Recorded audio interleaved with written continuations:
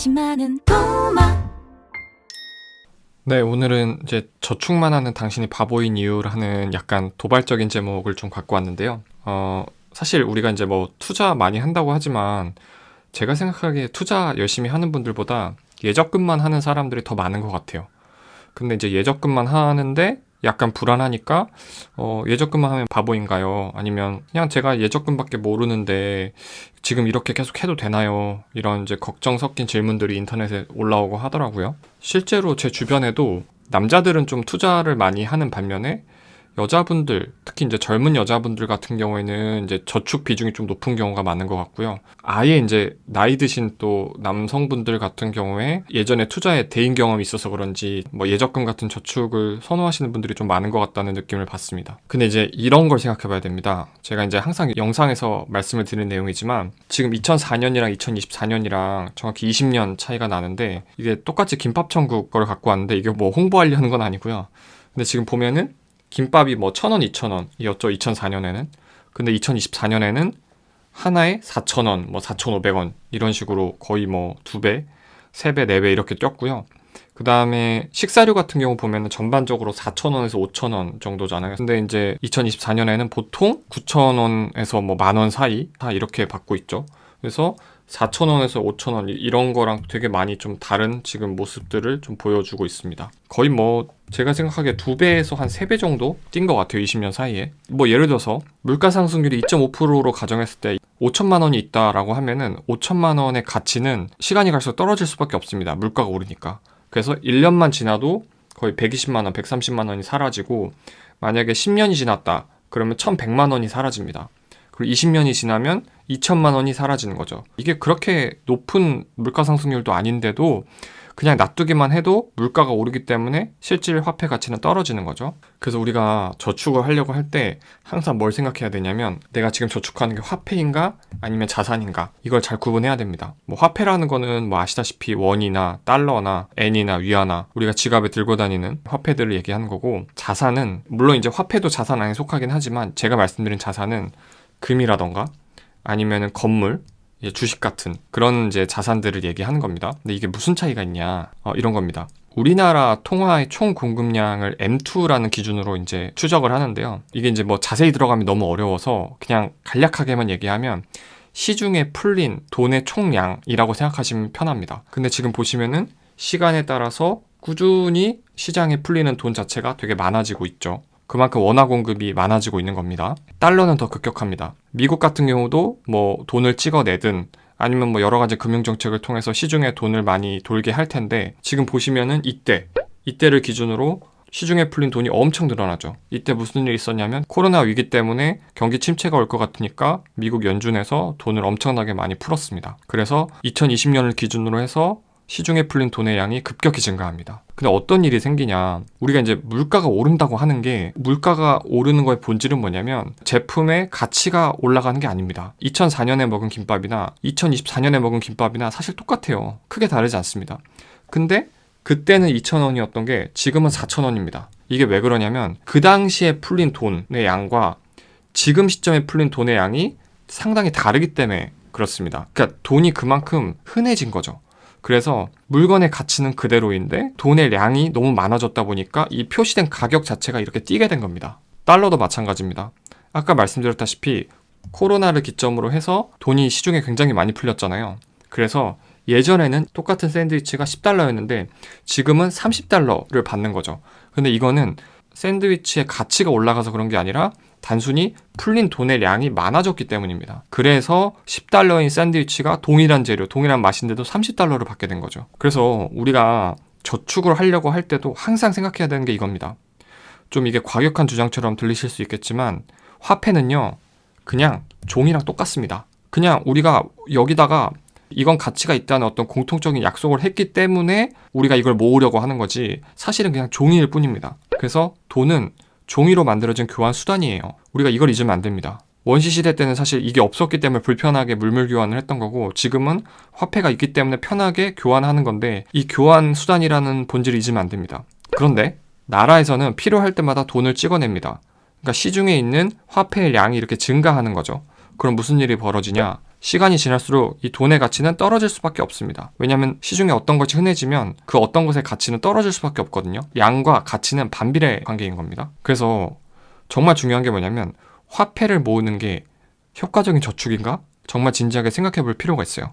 연금 중에 이런 연금들이 있습니다. 만약에 35세 남성인데 월 50만 원씩 10년을 이렇게 내면은 65세 때부터 무조건 얼마를 준다? 830만 원을 연해 주겠다.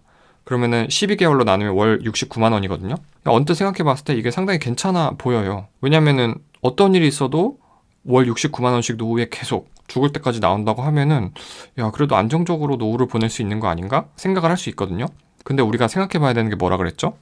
시중의 통화의 공급량은 계속 늘어가죠.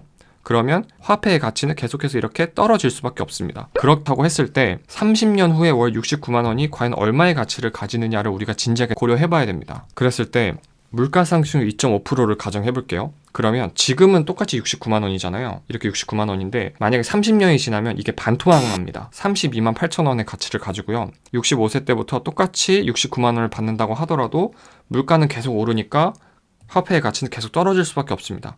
그래서 내가 69만 원을 받는다고 하더라도 85세 때 받는 69만 원은 얼마의 가치를 가지냐면 20만 원의 가치를 가지게 됩니다. 그러니까 거의 뭐 3분의 1토막, 4분의 1토막이 나는 거죠. 85세 이후에는 10만 원대로 더 떨어지고요. 그래서 화폐를 모으려고 하지 말고 자산을 모으려고 해야 해요. 왜 그러냐면요. 이게 왼쪽 이거는 금이거든요. 인류가 지금까지 채굴한 모든 금을 이렇게 한데 모아서 정육각형으로 만들면은 이 정도 양이 된대요. 근데 전 이거 보면서 이거밖에 안 된다고 싶었어요. 왜냐면 이게 잘 보면은 요게 버스고요. 요게 차량이고 요게 사람이고 요게 아파트인데 그냥 아파트 한 동보다 조금 큰 수준이거든요. 그냥 한 7, 8층 아파트보다 조금 큰 수준인데 지금까지 역사적으로 전 인류가 모아놓은 금의 총량이 이거밖에 안 되는구나 싶어서 그래서 금값이 오르나 이런 생각도 들었습니다. 그리고 이제 아파트 같은 경우도 우리가 아파트를 무한정 지을 수가 없습니다. 일단 뭐 여러 가지 비용이 들기 때문이기도 하고 서울 같은 경우는 이렇게 그린벨트들이 있기 때문에 마음대로 지을 수도 없습니다. 그리고 주식 같은 경우도요. 우리가 보통 주식은 그냥 뭐 주식회사들이 계속 생기잖아요. 이렇게 생각하기 마련인데 예를 들어서 애플 주식을 갖고 있습니다.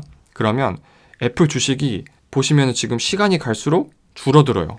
이게 왜 그러냐면 이 애플에서 자사주를 사들이거나 사들인 것 중에 소각을 합니다. 그걸 이제 자사주 소각이라고 하는데 왜 그러냐면 주식의 총량은 처음에 발행을 하고 유상증자를 하지 않는 이상 늘어나지 않거든요. 고정되어 있는 상태에서 기업이 실적을 내거나 하면은 그 주식의 인기가 올라가고 수요가 많아지니까 주가가 뛰는 거죠. 그리고 이 애플 같은 회사는 정기적으로 자사주를 매입해서 그걸 없애버립니다. 그러면 주식의 총량 자체가 줄어들겠죠? 그러면 기존에 있는 주식의 값어치는 더 올라가는 거죠. 그런 식으로 자기네 회사 주식의 가치를 보존합니다. 그러니까 공통점이 뭐냐면 이런 자산들은 화폐에 비해서는 늘어나는 양이 한정되어 있다는 겁니다. 그 말인즉슨 값어치가 그렇게까지 줄어들지 않는다는 얘기죠. 그래서 실제로 데이터를 보면요. S&P 500, 그러니까 잘 나가는 500개 대기업의 주가를 모아놓은 ETF 같은 경우는 역사적으로 이렇게 우상향해왔습니다. 나스닥 100 같은 경우도 지난 50년을 보면 이렇게 우상향을 해왔고요.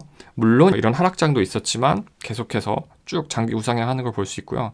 금 가격 같은 경우에도 요새 특히 더 날리긴 한데 역사적으로 봐도 이렇게 쭉 올라왔습니다. 이 희소성 때문에 안전자산으로서 굉장히 각광을 많이 받았고 서울 아파트값 같은 경우도 안정돼 있을 때도 있었지만 어쨌거나 이렇게 장기 우상향하는 패턴을 보여주고 있습니다.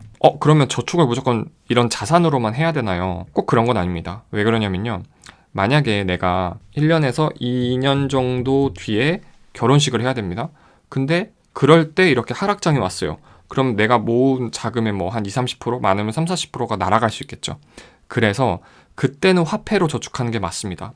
뭐 예를 들어서 예적금이라거나 아니면 CMA 통장이라거나 이미 목돈을 좀 모아놨다. 그럼 채권으로 운용을 하는 게 좋겠죠. 그러니까 그런 단기 자금 같은 경우에는 이렇게 화폐로 모아도 물가 상승률 반영해서 떨어지는 폭이 그렇게 많지 않습니다.